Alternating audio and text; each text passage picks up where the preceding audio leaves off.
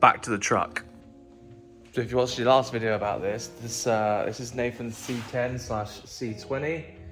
C20 means it's a 6 lug and it's got bigger rear axle and drums and stuff like that.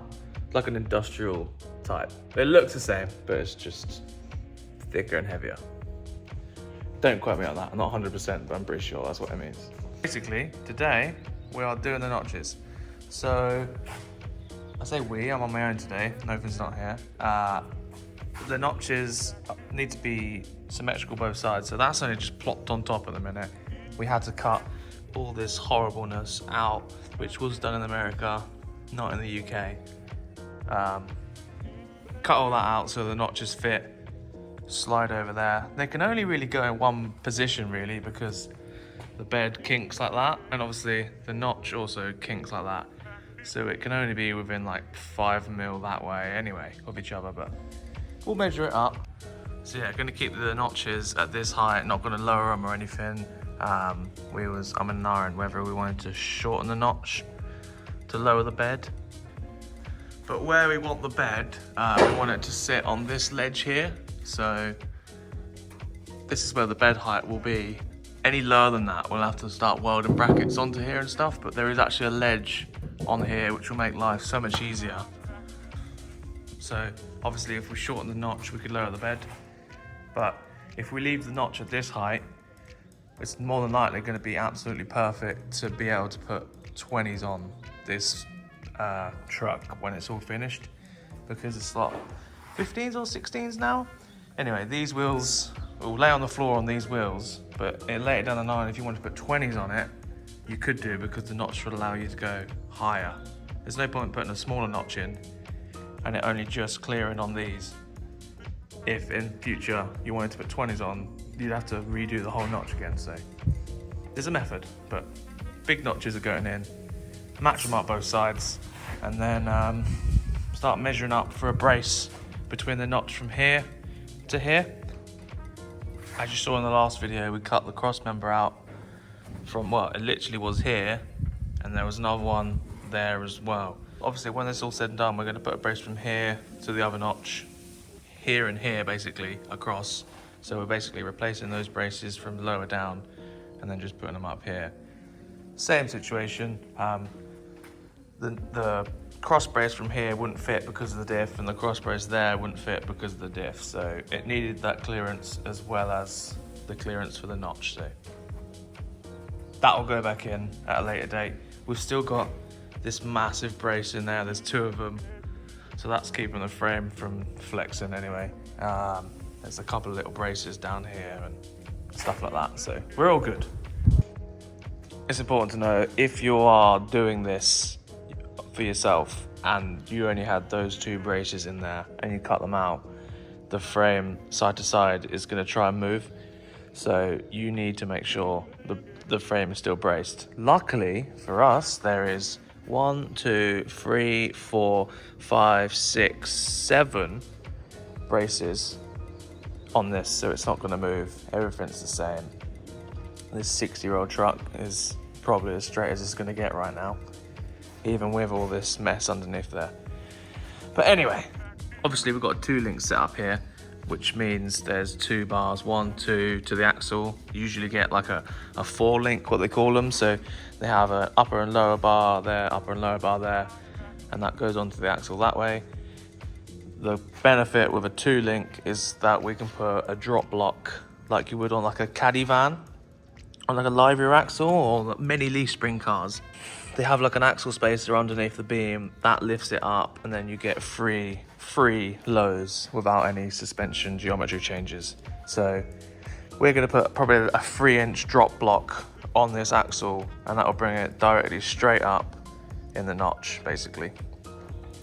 Another thing to add is, obviously, when the beam airs out, obviously this doesn't go directly straight up, it will go up in an arc like that. So this is your aired up mark, and this is your aired out mark. Now that is 20 mil. So over the course of 8 inches of travel, the axle moved forward 20 mil. So the car only wanted to be another 4 inches lower, I do believe. Judging by that concept, 8 inches equals 20 mil, and then an extra 4 inches equals 10 mil, roughly, give or take 1 or 2 mil. You're not gonna notice. Where the axle goes, there is like, that's like double the size. So we're never gonna have any trouble hitting the notch left to right, basically. Also, the drop blocks will take it directly up. It won't take it like that. It might emphasize it on full drop, but realistically, we've got loads of room around this notch, so there's another thing to take into consideration. Anyway, enough of my rambling. I'm gonna cut this up, make this notch fit, level them out both sides, mint. So we've also got to assemble this other notch. Now Stu made these notches, he tacked that one up, he plasma cut all this, put them in the brake, bent them all up, and they fit pretty bang on, I'm not gonna lie. Making something like that for a car, when you don't have the car in front of you, is usually quite hard, but he had some bits and bobs and he made it work, so shout out to him. It actually fits really nicely, and I was pleasantly surprised. But yeah, I've just got to bang it back together, tack it together, and then I'll weld it once it's all on the truck in one piece. Got these extra braces in the middle. Obviously they go through these holes here. They go through. It's a bit of a jigsaw puzzle actually, but I'll figure it out.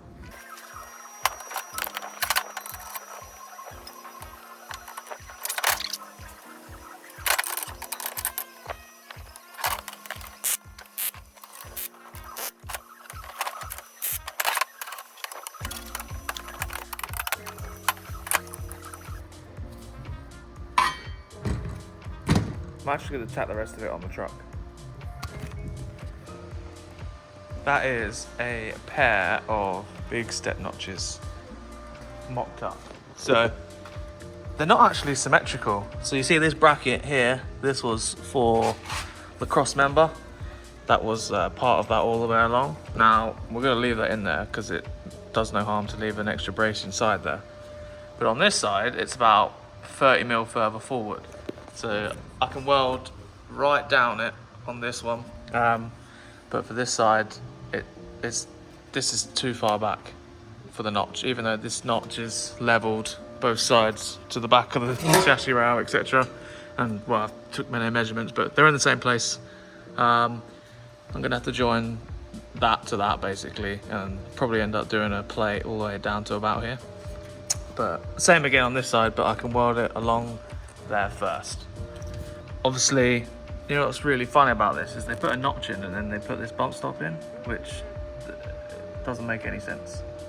Anyway, so yeah, now I have the joys of welding everything back together. Hopefully my gas lasts till the end of the day, because it's going to take a lot of it.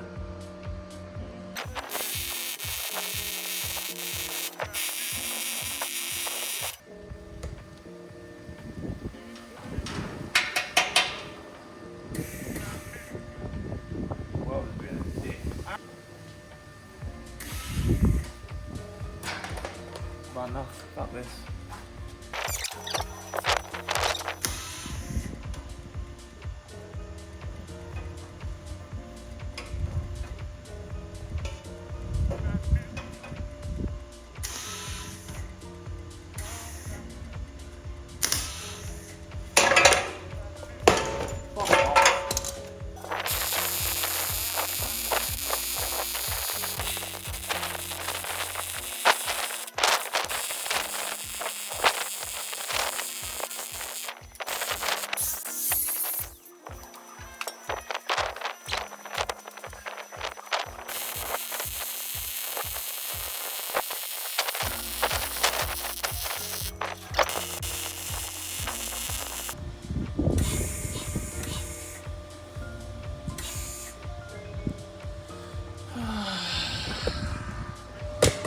Fucking welders.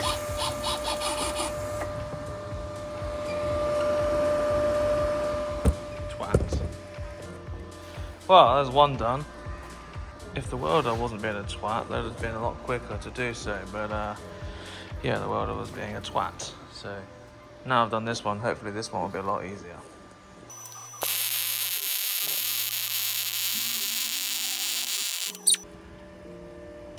That's better. Now the welder's stopped being a twat. Much better.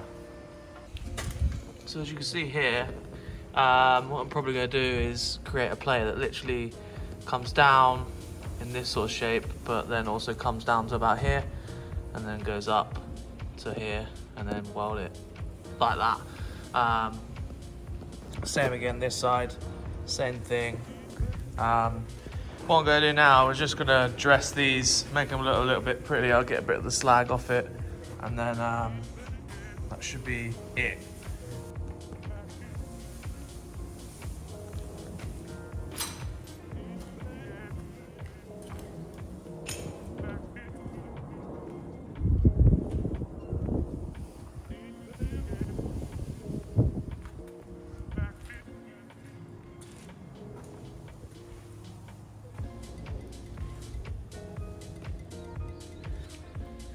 Now, I do not claim to be the best person in the world for this job. There's definitely a lot of better people out there that could do this sort of thing. However, that is more than satisfactory, and it is going to work, and it's not going to fall off, etc. Considering the welder was absolutely testing me today, and the wind and just everything was trying to fight me, not bad, not bad. I'm pretty happy with the outcome of that. So if you want to address me in the comments, go for it, buddy. I don't care. So yeah, it was a lot easier on this side because we could weld to that bracket there. Obviously, there is a gap on this side, so I'll be filling that gap at the same time as I do this bit here and here. The chassis is going to get painted from here back. I'm not taking the cab off as much as I'd love to. We don't need to. So yeah, Gravitex, the whole chassis, all of this is going to get cleaned up. Yeah, the next job is to get the Watts link on. Once that's on and all the rest is boxed in, we'll be able to cut the middles out and we'll be able to get the truck on the floor. But yeah, that'll be in the next video. I might leave some of the welding so Nathan can have a go when he next comes down. I know he said he wanted to. I'll get him to weld some of the bits that go across here. I'm sure he's capable. But yeah, that does conclude it. So I reckon potentially might even be able to put 24s on this axle if we really wanted to. I'm not too sure, but it's quite a big notch. Go big or go home, basically. So yeah, if you like this video, let me know. Let me know what you think about the truck. Comment anything you like. Slag me off if you want. No, don't do that. I'll probably just delete your comment. This has turned into a little bit of a rambling video. So hopefully soon we'll have the lips for this and I'll build the wheels back up on that. This will start going back together. It's all going well. I'm going to try and do 2 or 3 videos from now on. I've noticed that YouTube rewards you if you post more. Funny that. Comment, let me know what you think. Slag me off, do whatever. I'm not bothered. Yeah, gonna upload some more videos of this. Hopefully you enjoy the process, because I am. I'm pretty excited to see this car on the floor. Anyway, thank you. Goodbye.